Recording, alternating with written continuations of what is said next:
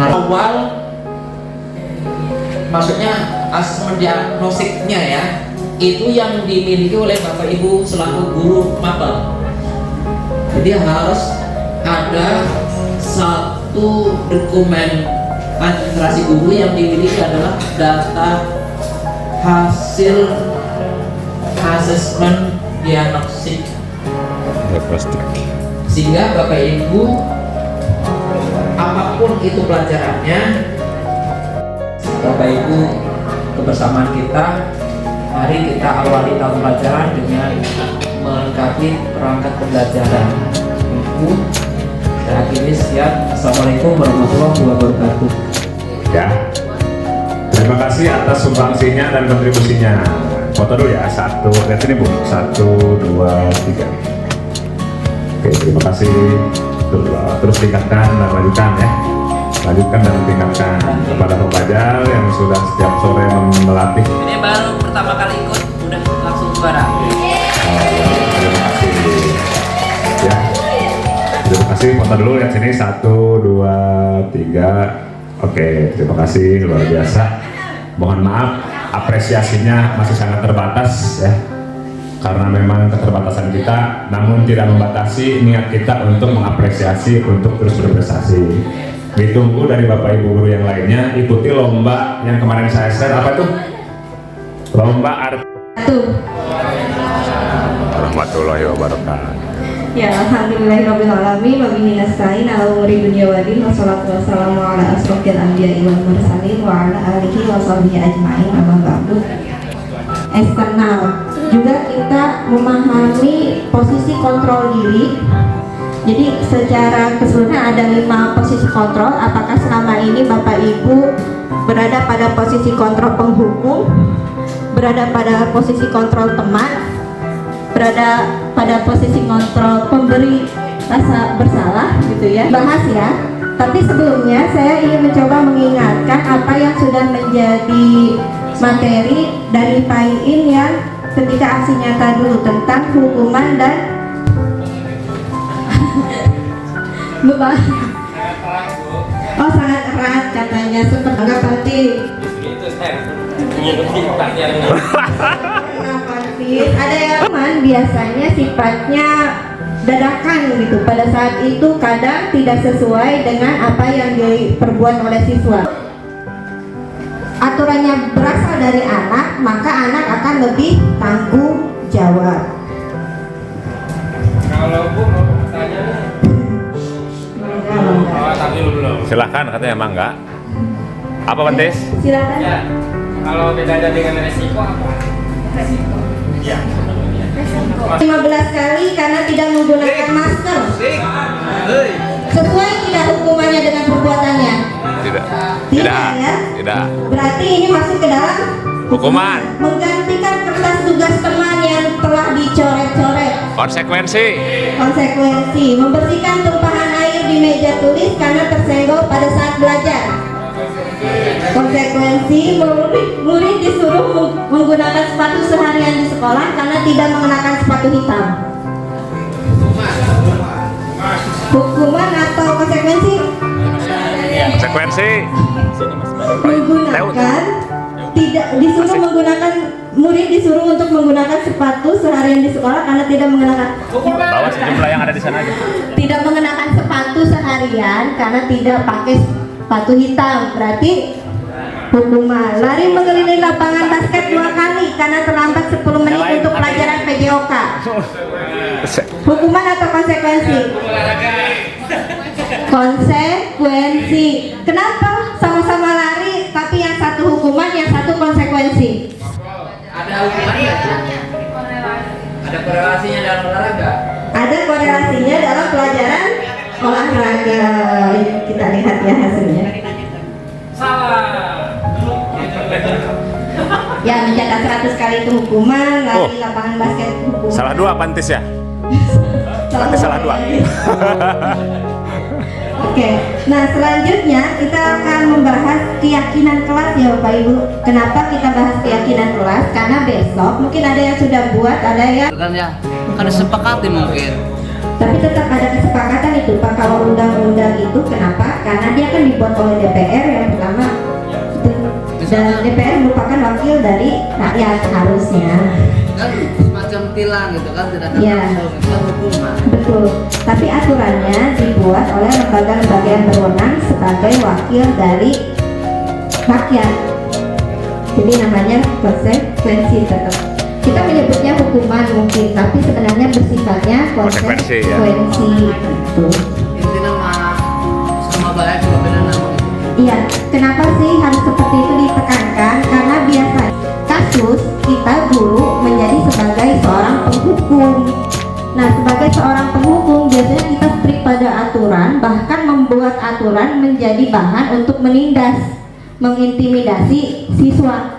Kamu melakukan ini, kamu melanggar aturan A, B, C. Nah, Terlambat tuh. Tapi sama juga kalau terlambat dia lari gitu kan, sama kan dua-duanya tidak ada hubungannya gitu. Terlambat tadarus, terlambat lari gitu. bukan. Yang pertama itu ketika tadarus dia terlambat. Betul, betul. Terus Pak Pandu tadi lupa ngesut saya lagi. Betul. Berarti nanti Nggak boleh. nggak bisa. Terus nih. Iya, terima kasih. Jadi gini, kalau kita ngomongin hukum tidak tertulis, ya berarti nanti posisi kita, takutnya posisi kita sebagai penghukum akan disalahgunakan, karena tidak ada hukum yang tidak tertulis. Nah, ini bahayanya kalau misalnya ada tuntutan dari siswa, kita nggak punya buktinya, gitu, nggak ada kesepakatannya kalau perbuatan A harus dilakukan sanksi A misalnya, itu nggak ada kesepakatan dari sana. Betul sekali apa yang dikatakan oleh Papa. Dan tertulis juga, harus tertulis. Mangga. Enggak, harus dijelaskan dulu sama Pak Didi, hukuman tak tertulis itu yang bagaimana. Karena dalam komunitas itu, dalam sosiologi itu pasti ada hukuman yang tidak tertulis. Hukuman yang tidak tertulis itu yang bagaimana, dan hukuman yang tertulis itu yang bagaimana definisinya. Oh, nah. Kabarnya nggak nyampe, Bu. Kabarnya, Bu. Langsung aja. Silakan Pak Didi. Diskon. Berarti ini namahannya, nama pembantu tadi. Bahwa yang saya katakan bahwa memang di dalam kehidupan itu kan ada hukum tertulis dan hukum tidak tertulis, itu sudah jelas dan memang sudah dilakukan. Mana di antaranya bahwa hukum yang tertulis kan sudah jelas. Artinya yang sudah disepakati bersama dalam hal ini yang sudah diketuk palu dan lain sebagainya. Kalau hukum tidak tertulis termasuk hukum kebiasaan adat istiadat yang ada. Maksudnya kan sebuah hukum kan kita sudah punya peraturan tertulis. Pertanyaannya adalah peraturan tertulis itu kan konsekuensinya selama ini yang memang direpresentasikan lewat poin. Nah, sebenarnya acuan kita memberikan poin itu arahnya efek jerah kan? Nah, perlu nggak dievaluasi bahwa seandainya memang kita lihat kok terlambat makin hari makin banyak. Nah, berarti kan sistem poin ini dalam tanda kutip ya perlu dievaluasi atau diperbaiki atau arahnya itu mau efek jerah enggak gitu. Ya kalau memang dievaluasi grafiknya nggak menurun berarti kan ada yang salah gitu, dan kita bisa sepakati bersama dan justru itu bagaimana untuk menerapkan konsekuensi sesuai dengan tata tertib yang tertulis. Makanya jangan sampai ada memang norma tadi baik, tapi kan pertanyaan baik bisa digugat ketika memang tidak tertulis. Pertanyaannya kita harus siap membuat segala sesuatu tertulis agar memang disepakati bersama. Karena tidak ada tindakan langsung yang begitu menjadikan efek jerah bahwa anak itu dalam berbuat apa. Ya. Kalau hanya misalkan poin hanya satu, baru satu ini, ya, baru dua nih, baru 6 itu adalah baru hanya kasih saran, ya. Baru 20 baru kasih. Nah ini adalah yang perlu kita sepakati bersama. Kalau memang itu adalah jadikan sebagai aturan, dan kalau tidak ada aturan yang hanya dengan cukup poin, ya berarti kita semuanya diam aja, biarkan anak mau berubah terserah daripada BP dan BK nantinya. Sementara tujuan kita di sini, ingat anak di sini bukan siswa sekarang, peserta didik, orang yang mau ada perubahan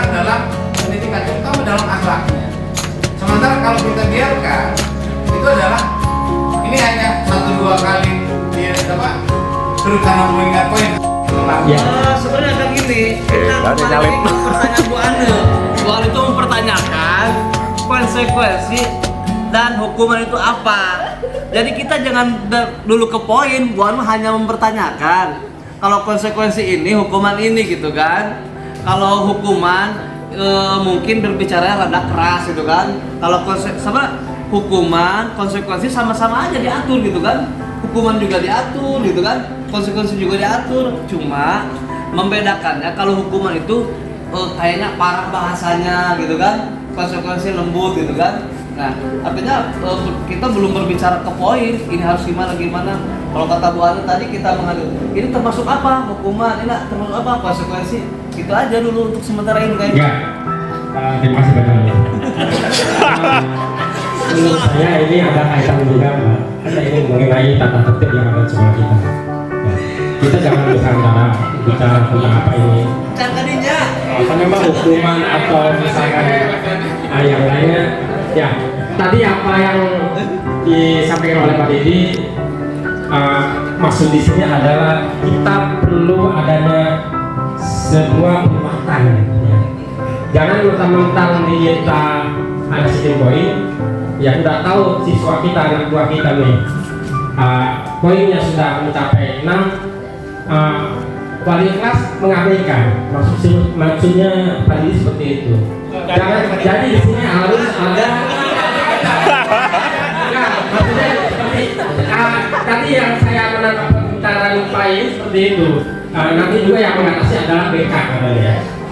Jangan seperti itu. Jadi kalau misalnya ada siswa kita, ya anak buah kita yang misalnya sudah mencapai tunggu saja BK yang nanti juga yang menyelesaikan, tidak seperti itu. Jadi di sini harus ada penguatan yang kerjasama ya antara wali kelas dengan BK juga. Itu maksudnya seperti itu ya. Mungkin hanya itu ya. Pak Dada itu katanya Pak. Ya baca doa.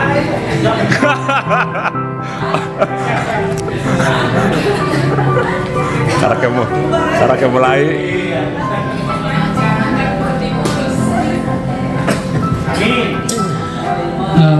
Assalamualaikum warahmatullahi wabarakatuh. Waalaikumsalam. Dari berbagai narasumber Waduh. tadi saya amati, alhamdulillah semua juga luar biasa. Tidak ke hati. Teman-teman dari Pantis tadi sampai rame, teman-teman mendengarkan juga ya. Yang Ibu Anu maksud bukan ke sana mungkin, bukan ke sana. Tapi yang jelas bicara tentang poin tadi betul Pak Didi. Kalau poin kita andalkan secara administrasi saja, hanya jadi ketika kita memberikan poin kepada anak, kita harus menyampaikan sesuatu apa yang kira-kira membuat anak bertambah poinnya. Bila perlu dengan kasih sayang seorang ibu, seorang bapak, karena tidak terulang kembali. Artinya mungkin ada aja anak yang lusuh. Saya juga kadang-kadang yang paling terpancing di kelas adalah anak yang lusuh, bukan anak yang proses buanan. Saya yakin mungkin ini hal yang mungkin terdengar baru, tapi sebagian besar di sekolah kita sudah dilaksanakan. Betul. Jadi itu kita kembangkan, kita bantu teman-teman yang memang punya program. Kita sebagai guru yang belum ada kesempatan mengikuti guru berhak, mudah-mudahan kedepannya ada beberapa. Terima kasih. Assalamualaikum warahmatullahi wabarakatuh. Salam warahmatullahi Tadi wabarakatuh. apa yang dikatakan pihak ya terkait antara hukum dengan konsekuensi dia. Saya rasa hukum dengan konsekuensi satu hukuman berat ya. Ketika anak melanggar satu peraturan, maka dia akan menerima resikonya gitu kan. Artinya ketika melanggar hukum, dia pasti akan menerima konsekuensi apa yang disepakati bersama. Gitu. Ya, terkait poin mungkin itu bagian dari peraturan yang tujuannya ya kita mungkin untuk memberikan efek jelas supaya anak tidak melakukannya berulang-ulang gitu ya. Hanya itu saja. Terima kasih. Assalamualaikum warahmatullahi wabarakatuh. Tumbuh nilai-nilai baru dan bisa kembali ke masyarakat dengan identitas yang lebih baik. Gitu. Kalau kita berbicara budaya positif memang luas. Jadi sebelum kita ngomongin hukuman, kita juga harus memahami ini anak motivasinya apa sih berbuat sesuatu. Apakah karena hukuman? Yang pertama itu hukuman, yang kedua itu karena penghargaan, yang ketiga itu karena menghargai nilai-nilai yang ada pada dirinya.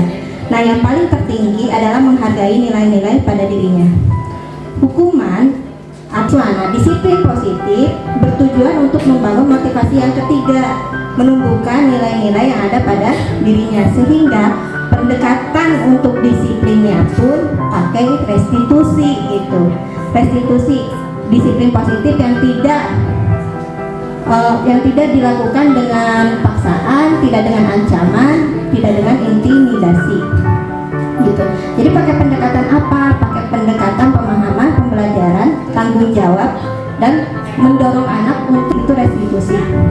Nah, ada tahapannya sebenarnya. Jadi mungkin selama ini pendekatan kita kurang tepat gitu. Wali kelas juga kurang memahami bagaimana cara melakukan pendekatan terhadap siswa. Di akhir pembelajaran nanti ada yang namanya segitiga restitusi. Jadi segitiga restitusi ini ada 3 tahapannya. Yang pertama itu identitasnya dulu gitu ya, biar mereka tidak menjadi orang yang gagal karena sudah melakukan kesalahan, tapi didorong untuk menjadi orang-orang yang sukses. Kemudian memvalidasi tindakan dan menanyakan keyakinan. Itu nanti di akhir.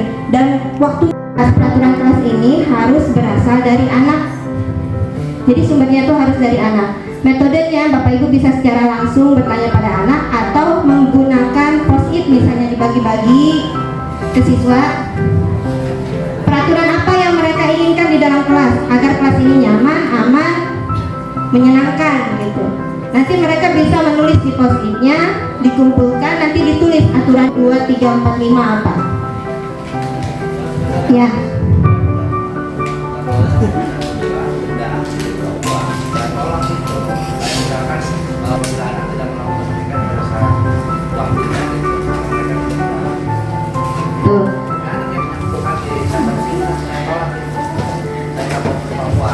Cocok seorang Wik jadi guru mah. Jadi kesepakatannya sudah cukup.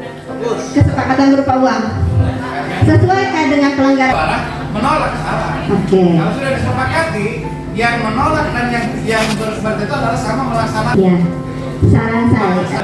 Semua hanya memberikan saran. Nih, ini kurang baik nih, seperti ini kalau memberikan uang. Kamu sudah apapun dalam manapun ya harus dilaksanakan. Paling diulang kembalinya. Bisa diulang kembali.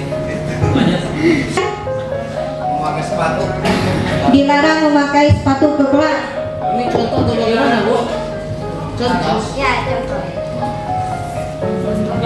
Alas kaki. Oke, selanjutnya. Dilarang buang sampah. Sampah di kolong meja. Oke, ada lagi? Satu lagi? Balik ke nomor 1 tuh. Dilarang bully. Bully. Bully. Oke, nah kalau ini menjadi kalimat positif. Berarti kalau dilarang memakai alas kaki ke kelas, kalimat positifnya adalah Membuka alas kaki. alas kaki harus dibuka atau alas kaki Dilepas. disimpan pada tempatnya. Kaki harus dilepas. Kaki ditinggalin. Alas kaki harap sampah pada kalau dilarang bully, saling menghargai, menghormati ya. Mencintai. Bisa toleransi bisa. Saan seorang Wik. Toleransi ingin ditumbuhkan kebersihan dan kesehatan ya. Ada lagi? Selain kebersihan, kerapihan ya, kerapihan. Keindahan bisa. Lebih indah pakai sepatu sih. Pada nyeker. Ya, memang. Kasihan, keindahan. Buang sampah juga. Kalau buang sampah berarti kebersihan. Nanti nilainya tidak usah diulang ya Bu. Berarti nanti nilai pasti orang lain. Berarti nilainya toleransi, itu kesepakatannya saling menghormati. Ininya toleransi nilainya. Ini kan contoh ya. Iya contoh. Yang saya tanyakan itu, kalau peraturan kelas, kalau sudah peraturan, ada peraturan sekolah, apakah harus ada peraturan di kelas lagi? Contoh, dilarang memakai alas kaki ke kelas, itu sudah peraturan sekolah. Apakah itu harus ada lagi di peraturan kelas? Dilarang buang sampah di kolong meja, apakah itu sudah ada peraturan di sekolah? Dipakai ada lagi, keluar lagi aturan di kelas. Dilarang bully, itu kan sudah aturan sekolah, ada lagi di kelas. Kalau begitu double. Sementara dalam peraturan itu, aturan atas itu, aturan bawah itu jangan sampai bertentangan Dengan aturan atas. Betul. Nah, kecuali misalnya aturan kelas itu turunan dari yang belum diatur oleh aturan sekolah. Ya, kalau misalnya cuma dilarang memakai alas kaki kelas, berarti nanti kita harus menghargai kalau ada kelas yang memperbolehkan memakai alas kaki ke kelas. Karena ternyata itu Jika di tengah peraturan sekolah sudah termaktub di dalamnya, peraturan kelas hanya satu Pak, mematuhi peraturan sekolah. makanya cara sekolah menjadi aturan kelas, menjadi aturan lebih kecil lagi. Kayak guru misalkan, tidak usah misalnya buat lagi aturan. Pak, di dalam disepakati bahwa kalian sudah telah mematuhi apa yang telah kalian ucapkan dalam janji siswa. Udah cukup. Enggak. Kalau enggak gini aja. Kalau saya misalnya di kelas, Oke, silakan. Kasih contoh Pak, kasih contoh. Kesepakatannya kami siap. hari Kamis Silakan dalam tim. siswa membawa alat makanan dan minuman dari rumah. Karena nggak ada di aturan sekolah. Hari Kamis siswa puasa sunnah. Iya, kelas ya. Ya kelas, itu kan peraturan kelas saya. Kalau peraturan kelas ibu bapak misalnya mau puasa Daud dan kelas itu menyepakati, maka karena ini peraturan kelas saya toh. Nah, siswa membawa makanan dan minuman dari rumah. Untuk wali kelas. Itu apa peraturan kelas saya yang kemarin hari Selasa dibicarakan Wih. dengan anak-anak. Beneran? Ada puasanya? Hari apa? Yang Selasa. pertama kita masuk hari Selasa. Selasa. Hari Selasa. Nah, gini nih aturan kelas saya itu. Setiap siswa membawa makanan minuman ke sekolah dari rumah. Hari Kamis diharapkan semua puasa sunnah. Hasil yang diharapkan semakin meningkatnya ketakwaan kepada Tuhan Yang Maha Esa serta melatih kesabaran. Hanya satu kali dalam sehari diperbolehkan membeli makanan dan atau minuman di kantin. Hasil yang diharapkan sikap hemat dan tidak boros. Keyakinannya ya. Wah, mantap. Ini baru ajuan. Hari Senin baru dibahas lagi. Itu ada istilah puasa ya? Puasa Berarti kita puasa tuh ya? harus puasa. Aturannya ya? Contoh. Di kelas. Di kelas ya puasa nah. Oh tambahan katanya dari mulai ini bayar uang kas kita masukkan ke dalam keyakinan kelas gitu. Sebentar, itu yang Pak Ginanjar tadi dari siswa apa dari Pak Ginanjar itu? Diskusi sama Siswa. dari saya. Sudah disepakati itu Pak. Belum hari Senin. Oh, hari Senin disepakati. Kan bareng-bareng. Setelah itu disebar di WA grup kelas, ini di grup WA kelas saya sebarkan. Hari Senin siapa yang usul atau tidak setuju terhadap kesepakatan itu Senin kita bahas lagi. Kita puasa di kelas. Jadi selama proses di KO Bapak. Aduh jelas. Kasih Bapak Ibu, mohon maaf saya juga ikut bersuara juga ya. Punya hak yang sama. Pancing. sebaiknya Ibu Ana membuka kohort atau apa? Kahut. Kohort dikembangkan di sini idenya kalau untuk aturan kelas, karena aturan kelas itu ada dua, kesepakatan kelas itu ada dua. Ada kesepakatan yang dimiliki setingkat dengan wali kelas, tapi ada kesepakatan yang punya karakter masing-masing tiap mapel. Contoh, untuk dasar bahasa Indonesia atau bagi kelas yang jam pertama dan lain-lain. Bagi yang lainnya harus ada relaksasinya dan lain-lain. Kemudian kesepakatan untuk saling mengingatkan bahwa pertemuan berikutnya kan kita kembangkan melalui WA group, bahwa kesepakatannya setelah diinformasikan oleh guru saling mengingatkan. Nah, berarti lebih baik dikembangkan melalui kahot, itu nanti muncul semuanya ide gitu kan, mau apa gitu. Nah itu ya, nanti dikembangkan, setiap orang punya ide, nanti tinggal dicari mana yang paling pas. Betul, seolah ini aturan kelas yang dibuat sepakatan tidak boleh bertabrakan dengan aturan sekolah. Nah hari ini menurut saya ada yang menjadi aturan sekolah tapi belum tertulis di perasaan saya, yaitu melepas alas kaki di kelas itu dianggap sebagai aturan sekolah, tapi di dalam tertulisnya belum tertulis itu. Apakah poin-poin yang dicantumkan dalam sekolah terus diterapkan di kelas itu sebenarnya sih ada nggak sih buku atau satu lembar setiap siswa sebagai tanda bahwa dia siswa itu melakukan suatu pelanggaran yang pasti nanti ditandatangani oleh siswa itu sendiri sebagai bukti fisik. Jadi kalau misalnya ini pengalaman saya waktu kemarin di kelas juga ya, pada saat saya kasih tahu anak ibu nggak masuk sekian hari gitu kan. Nah orang tua itu hanya bilang, anak saya masuk kok dari rumah berangkat gitu, karena kita nggak punya bukti fisiknya.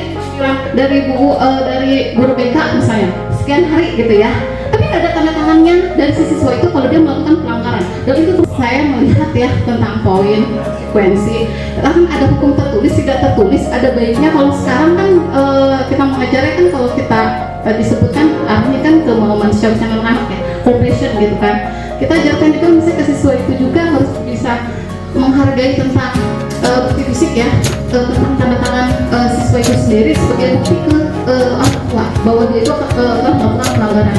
Karena selama ini karena nggak ada bukti fisik itu, orang tua menyangka, siswa juga akhirnya merasa cari aman. Ya akhirnya akan terus berlanjut. Jadi kalau misalnya poinnya sampai 200 poin tidak ada bukti fisik tanda tangan dia melakukan pelanggaran, cuma kami berdua waktu itu saya dengan Bu Novi jadi lumayan berangkat ya. Jadi lebih banyak di administrasi nanti ketimbang di penelaran. Sekarang mungkin bisa dilakukan lagi. Ya. Nah ini jadi pertimbangan kembali. Mudah-mudahan memberikan pencerahan buat kita ke depannya, menjalankan bahwa itu adalah sesuai dengan apa yang disampaikannya, termasuk ide dari Bu Leni. Walaupun bukan tadi sangat luar biasa yang sekarang kalau lihat daripada yang dulu gimana tadi? Yang dulu gimana? Sekarang. Hah? Apa Pak, terusin aja. Kalau yang dulu kan tadi kan masyarakat hanya Terserah Ban. sehingga kalau masyarakat yang sudah Si Aceh ya. Saya maaf sudah lanjut karena sambil sikap yang lagi tes Asesmen. apa itu. Terima kasih. Baik, terima kasih ya. Tadi menyimak dari Bapak ya, yang sangat luar biasa panjangnya, terus dengan Bu Leni juga sama. Kalau misalkan Bu Leni terkait nyontek ini dan sebagainya, bagi misalkan yang seperti itu dimasukkan ke sekolah gitu ya, karena penilaian pribadi itu kan mungkin beda-beda ya dari sekian banyak guru. Ketika misalnya kita di suatu ruangan itu pasti beda-beda, saya rasa beda-beda ya. Ketika kita menyikapi anak yang nyontek gitu kan, seperti apa gitu. Kalau saya dibebasin baik gitu Bu, pasti nyontek yang penting punya aktivitas. Nah, bebas ya, boleh nyontek ya. Yang penting ada keuangan gitu, nggak intermezzo saja ya. Dan kalau bisa misalkan kita membahas tentang ini dari sekolah dulu biar pengembangan untuk di kelas itu kita kan benar kata Pak Nandar tadi ya, kalau ini kan meraba-raba apakah kesepakatan yang kita buat di kelas nanti akan bertabrakan dengan di sekolah gitu. Ada agenda yang lain, yang terakhir adalah dari saya, memang membangun budaya positif itu tidak mudah, butuh upaya yang maksimal.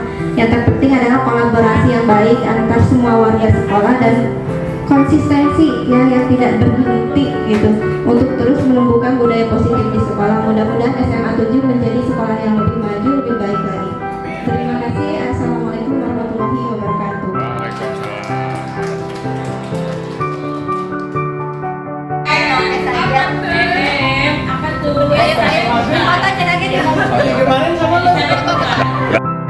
Dan mengembangkan kemampuan nalarnya dalam menaikkan bacaan dengan diri dan lingkungan sekitarnya. Mana dengan teks yang dibaca? Apakah terbatas hanya pada teks cetak saja? Tentu tidak. Di era digital ini, teks hadir dalam bentuk multimodal. Artinya, teks dapat berupa poster, pertandingan sepak bola, siaran berita, graf update, lagu, film, sosial media. Jelas bahwa kemampuan literasi dibutuhkan oleh topik lintas disiplin. Karena itu, kemampuan literasi tidak seharusnya ditingkatkan di mata pelajaran bahasa Indonesia saja, melainkan juga di mata pelajaran. Pada topik ini, kita akan menelusuri literasi lebih dalam mengenai literasi.